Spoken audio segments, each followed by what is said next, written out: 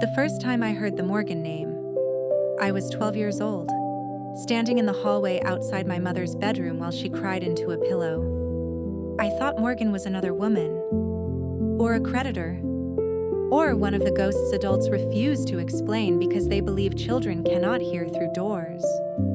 I was wrong. Morgan was a family, a dynasty, a military empire with portraits in Washington clubs, scholarships named after dead generals, defense contractors who took phone calls after midnight, and enough money to make shame look like tradition. And I was their blood. I just did not know it. My name is Emily Carter. I am 32 years old. Captain, United States Marine Corps. Logistics officer at Camp Pendleton. Divorced. Tired. And on the morning my life split open, I had exactly $843 in checking, 2 credit cards near their limit, a storage unit full of my late mother's things I could barely afford to keep, and a medical debt folder so thick I used a binder clip meant for field inventories. That was my life, orderly on the outside, bleeding quietly underneath. Then a man with a Swiss accent called and told me my grandfather had left me $60 million.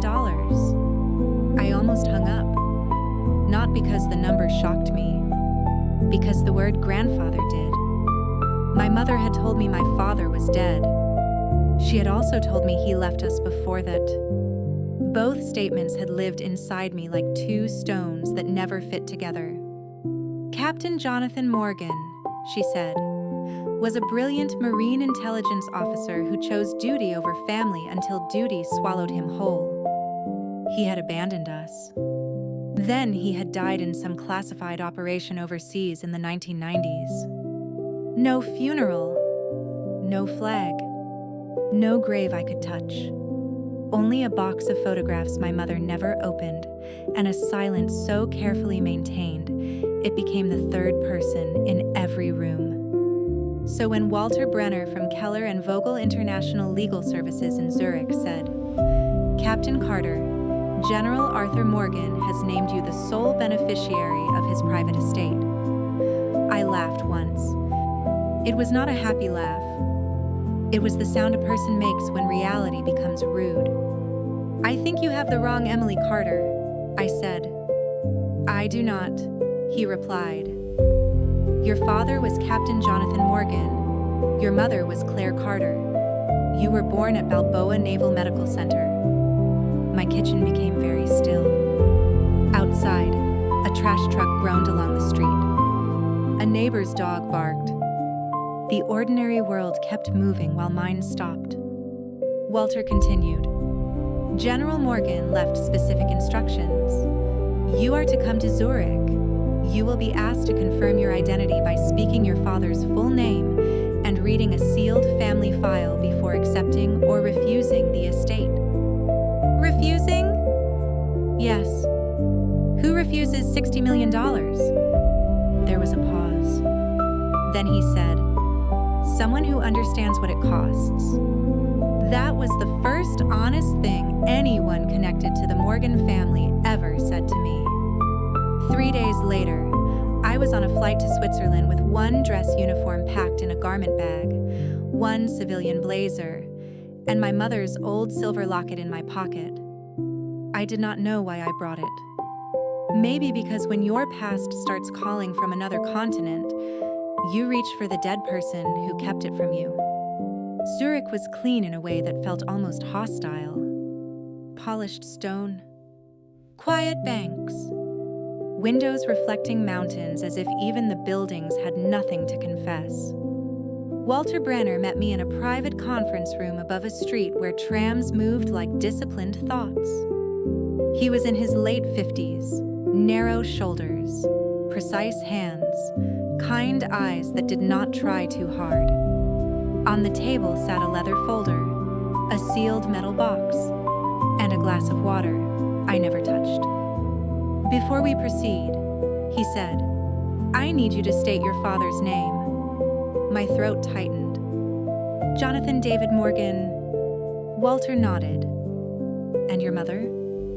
Clara Elise Carter. He opened the leather folder.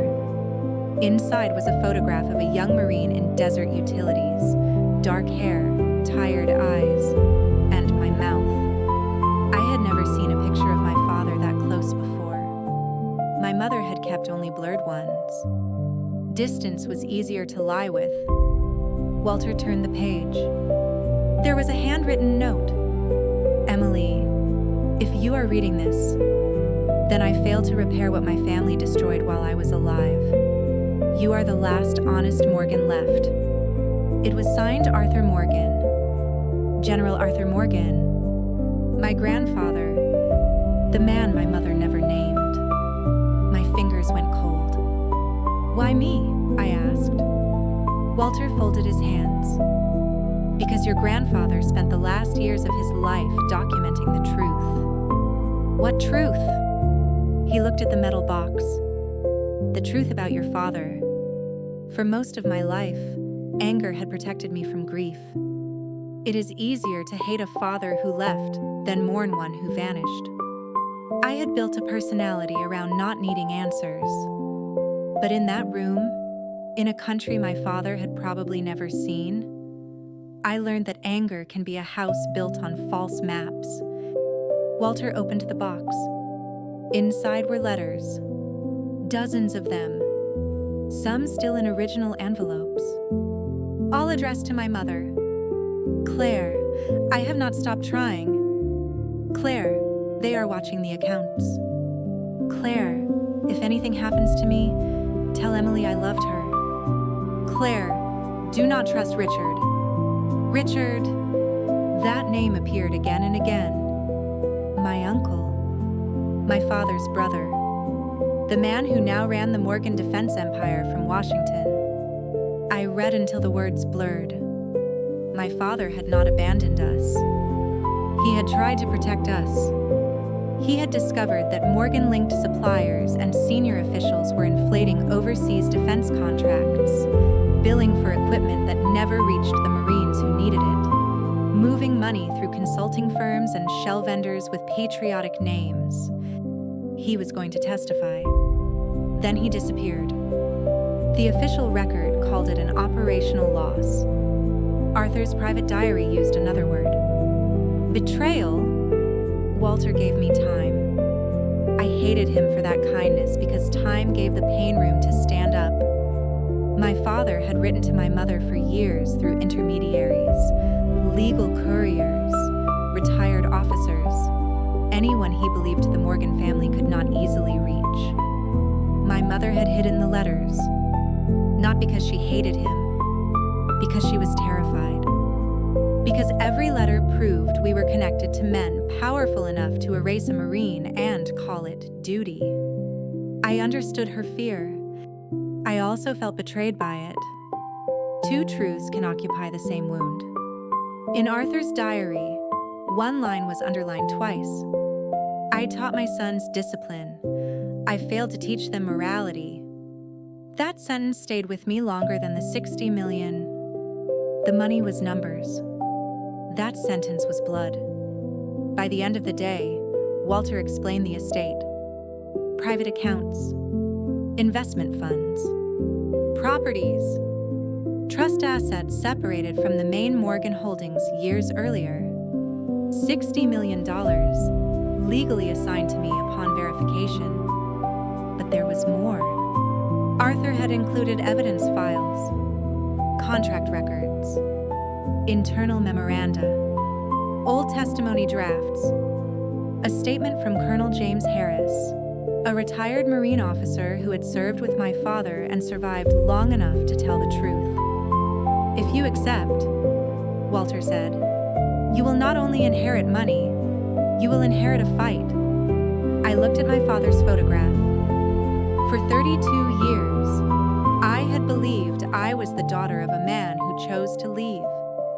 Now I was being told I was the daughter of a man who chose to stand, and that his own family made sure he never stood in public. I want the file, I said. Walter did not smile. He only nodded, as as if he had expected no less. When I returned to the United States, Richard Morgan's attorneys contacted me before I even unpacked. That told me everything. Power hates surprises, especially when the surprise has documentation. The first letter was polite. The second was firm. The third called me an opportunistic claimant attempting to exploit the declining judgment of a decorated American hero. By the fourth, Richard had filed in Washington, D.C. to challenge the estate transfer. My American attorney, Linda Carver, read the complaint while eating almonds from a paper bag. She was 60, sharp-eyed, and allergic to theatrical outrage. "Well," she said, "your uncle has money, ego, and panic. Dangerous combination. Can he win? Can he intimidate? Yes. Can he delay? Absolutely. Can he win if your Swiss documents hold and the general was competent? Not easily." I sat across from her, dress blues hanging on the back of my chair because I had come straight from base. Linda glanced at the uniform. "You understand what they will do? Attack my father." "Yes." "Attack my mother." "Yes." "Attack me." Most enthusiastically. I nodded. Marines are trained to move toward fire. No one tells you that family fire burns differently. The hearing was scheduled in Washington on a gray Monday that smelled like rain and old stone. Richard Morgan arrived with 5 attorneys, 2 assistants, and the kind of calm people purchase from expensive tailors. He was in his 60s, silver-haired, elegant, and pale in a way that suggested he had not carried anything heavier than influence in decades. When he saw me, his eyes moved over my uniform. Not respectfully, evaluating, as if I were a counterfeit medal. "You look like Jonathan," he said. I had imagined our first words many times on the flight east. I had imagined anger, questions, maybe even a demand. Instead, I said, "I know." His mouth tightened. "You are not a Morgan." There it was. The sentence that would define the day. "You never were." I looked at him. "My birth certificate disagrees. Blood is not family." "No," I said. "Apparently money is..." For the first time, his polished face cracked. Only slightly, but enough. Inside the courtroom, Richard's lawyers argued that Arthur Morgan had been manipulated near the end of his life. They said I had appeared suddenly. I had not. They said foreign counsel had mishandled documents. He had not. They said my father's history was complicated. That was the first word that made my hands curl. Complicated. A word powerful families use when they mean profitable and shameful. Then Richard's lead attorney stood and said Captain Jonathan Morgan had been under internal review before his death for instability, misconduct, and possible unauthorized disclosure of sensitive procurement information. The room sharpened. Linda put one hand lightly on my arm. "A warning. Do not react." I did not. But something inside me stood up. They had not only buried my father, they had written dirt over the grave. Walter testified by video from Zurich. He confirmed Arthur's competence, confirmed the signatures, confirmed the estate structure, confirmed that Arthur had prepared the transfer before his final illness became severe. Then came Colonel Harris. He entered slowly with a cane, Marine Corps tie, and eyes that had seen enough lies to recognize them by posture. When he raised his right hand to swear in, Richard looked away. That was the first time I saw fear in my uncle. Not fear of me, fear of memory. Linda began gently. "Colonel Harris, did you know Captain Jonathan Morgan?" "Yes." How would you describe him? A Marine who believed the oath meant something after the ceremony ended. My throat tightened. Linda continued. Was Captain Morgan under legitimate disciplinary review? Colonel Harris looked at Richard. No. Richard's attorney objected. The judge allowed the answer to stand after foundation was laid. Harris explained. My father had discovered missing equipment shipments in overseas support contracts. Radios billed but never delivered. Protective gear paid for twice. Medical kits substituted with expired supplies. Vehicle parts charged at 5 times market value. The worst part, Harris said, was not the money. It was the Marines who went without what they were promised. The courtroom went silent. Harris continued. Jonathan was preparing to testify. He believed senior executives and officials tied to the Morgan contracting network were involved. Then he was isolated, discredited, and assigned to an operation that should never have been given to him. Richard stared at the table. Linda asked, "Do you believe his family knew?" Harris did not hesitate. Yes. A sound moved through the room. Not loud. Just the shifting of people realizing history had teeth. Richard's attorney rose for cross-examination and made the mistake arrogant men often make. He tried to make honor sound naive. Colonel, are you suggesting one family conspired to destroy its own son over procurement irregularities?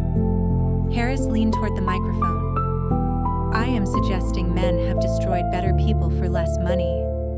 That line ended the room. Even the judge looked down for a moment. Then Linda opened Arthur's diary. Not all of it. Only what mattered. My son Jonathan tried to tell the truth. Richard told me truth would fracture the family. I chose the family. I have lived long enough to understand that what we protected was not family. It was rot. I did not cry when she read it. I wanted to, but there are moments when tears feel too small. Richard's face changed as the words entered the record. He looked older. Not sorry. Just exposed. Then his attorney made the final push. He said I had no relationship with Arthur Morgan. No role in the Morgan legacy. No claim to the moral burden of a family I had never served. That was when Linda stood. Captain Carter has served this country without using the Morgan name, without drawing on Morgan money, without hiding behind Morgan influence. If General Morgan believed legacy meant discipline, service, and integrity, then the question is not whether Captain Carter belongs to the Morgan family. The question is whether anyone else in that family still does. For the first time all day, I looked directly at Richard.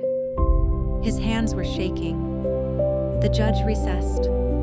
The waiting was worse than the hearing. Linda paced. Walter's video line remained open in a private room. Colonel Harris sat beside me without speaking. After a while, he reached into his jacket and pulled out an envelope. Your father asked me to keep this if anything happened, he said. I was supposed to find your mother. I failed. His voice broke on the last word. I took the envelope carefully. Inside was a photograph. My father holding me as a baby. I was asleep against his chest. He was looking down at me like the world had briefly forgiven him. On the back, he had written, Emily does not need my name. She needs my truth. That was when I cried. Not loudly, not dramatically. Just enough to finally let the 12-year-old in the hallway understand that the ghost behind the door had loved her. The judge issued his ruling 2 weeks later. Arthur Morgan's estate transfer stood. The Zurich documents were valid. The challenge from Richard Morgan was dismissed. Concerns regarding historical procurement misconduct were referred to appropriate investigative bodies. $60 million became mine in a sentence. But the money did not feel like winning. The truth did. Reporters called it a stunning inheritance battle. Blogs called me the secret Marine heiress. One headline said, "Hidden Morgan daughter takes dynasty fortune." They were wrong. I was not hidden because I was a daughter. I was hidden because my father had been honest. Richard requested a private meeting after the ruling. Linda said I did not have to go. Walter advised caution. Colonel Harris said, "Never meet a cornered man without knowing where the door is."